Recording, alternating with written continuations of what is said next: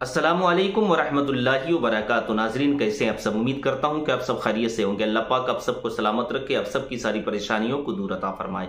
तो नाज़रीन, आज की वीडियो में मैं आपको बताने वाला हूं कि ईद की नमाज का मुकम्मल तरीका। जी हाँ, और मैं आपको इतने आसान लफ्जों में बताऊंगा कि आप जो हैं किसी से पूछने की जरूरत नहीं पड़ेगी। आप गौर से सुने और वीडियो अच्छा लगे तो वीडियो को शेयर जरूर करें।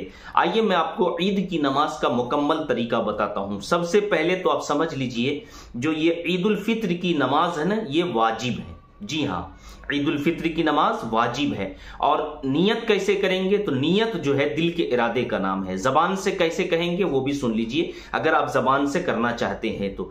नियत की मैंने 2 रकात नमाज ईद उल फित्र की वाजिब, 6 जायद तकबीरों के साथ वास्ते अल्लाह के, पीछे से इमाम के, मुंह मेरा तरफ काबा शरीफ के, अल्लाहु अकबर। आपको इस तरीके से नियत कर लेना है। जी हाँ, उसके बाद में जो है, अब ध्यान रखिए, जब आप इमाम के पीछे नमाज पढ़ रहे हैं, गौर से सुन लीजिए, पूरे वीडियो को देख लीजिए और सुन लीजिए, समझ लीजिए। इंशाअल्लाह किसी से पूछने की जरूरत नहीं पड़ेगी। जब इमाम साहब कहेंगे अल्लाहु अकबर, उसके बाद आपको भी हाथ बांध लेना है, इमाम साहब भी हाथ बांध लेंगे। ठीक है, उसके बाद में जो है सना पढ़ेंगे। ठीक है, सुब्हानकल्लाहुम्मा व बिहम्दिका व तबारक अस्मुका व तआला जद्दुका व ला इलाहा गैरुका।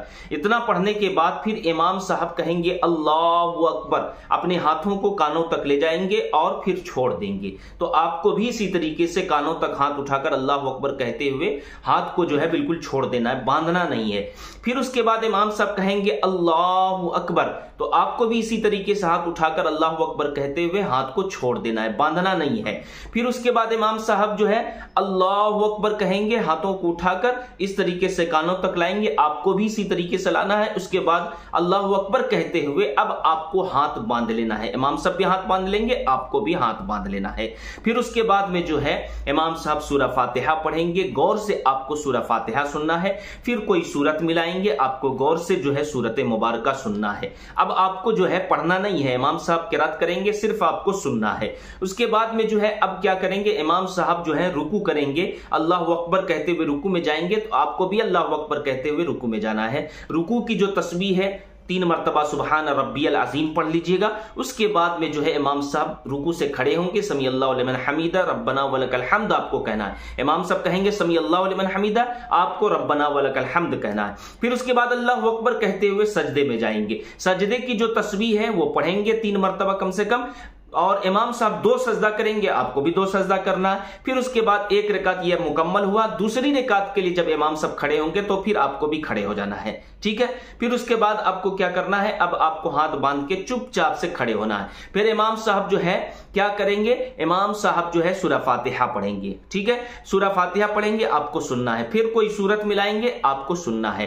फिर उसके बाद जब सूरत मिला लेंगे, अब इमाम साहब अल्लाहु अकबर बोलेंगे, तो आपको रुकू में नहीं जाना है, याद रखिए। अल्लाहु अकबर बोलेंगे तो फिर हाथ को उठाकर अल्लाहु अकबर कहते हुए हाथ को छोड़ देना है। फिर अल्लाहु अकबर बोलेंगे, हाथ उठाकर इस तरीके से, फिर आपको छोड़ देना है। फिर अल्लाहु अकबर बोलेंगे, हाथ उठाकर इस तरीके से छोड़ देना है।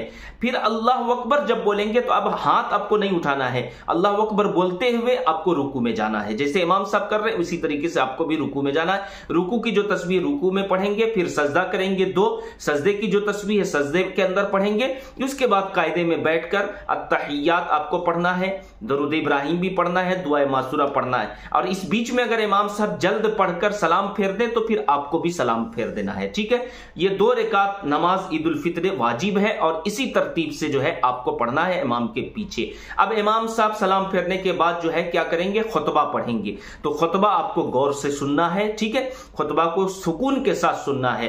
खुतबा के बाद दुआ होगी, दुआ में भी शामिल हो जाना है। फिर उसके बाद जो है आप लोगों से मुसाफहा करें, गले गले मिले, क्योंकि ये नबी करीम सल्लल्लाहु अलैहि वसल्लम की सुन्नत मुबारका है। तो नाज़रीन, ये तरीका था जो मैंने आप तक शेयर की। अब आपसे गुजारिश करता हूं आप लोगों तक इस वीडियो को शेयर कर दे ताकि तमाम हमारे इस्लामी भाई को पता चल जाए। तो गुजारिश करता हूं कि अगर हमारे चैनल में नए हैं तो चैनल को भी जरूर सब्सक्राइब करें। अस्सलामु अलैकुम व रहमतुल्लाहि व बरकातुहू।